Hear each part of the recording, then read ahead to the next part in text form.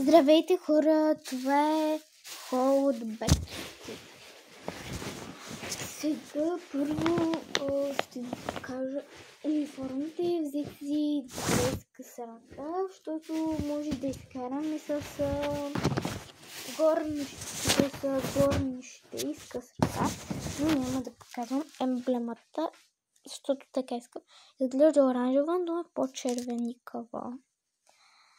Да, ето я. Те са две. Аз съм много изненадана. Чуйте да взема къде е монтрата и локчето.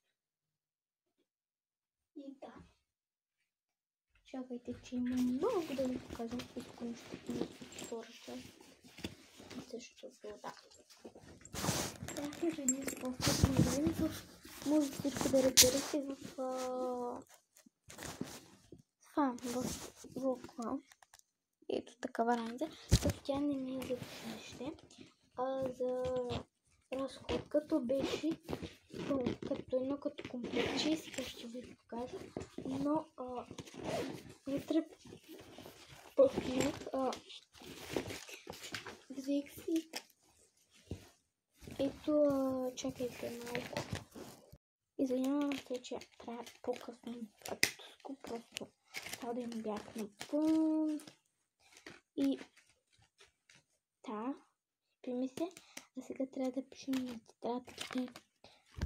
Даже няма да ви питам, но днес най-много клипва ще има.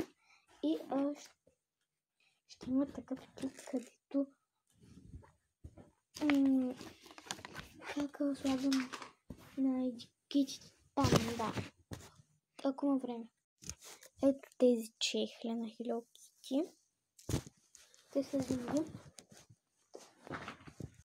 Тук бях си написала програма. Вижте, ето такава зеленска нощница. Аз много исках. Другото много вкусно, уникално нещо е папка на капибара, пана Мирадица. Ето такава като план.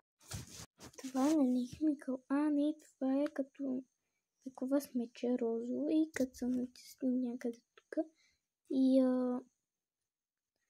подскачат някакви такива, като промолят нещо. Ако преди не съм аз, то съм от видео. Ето това, където е с раницата и сега ще ви покажа маратонките.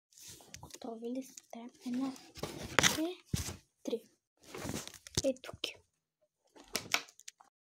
Чао хора, лайкнете за втора част.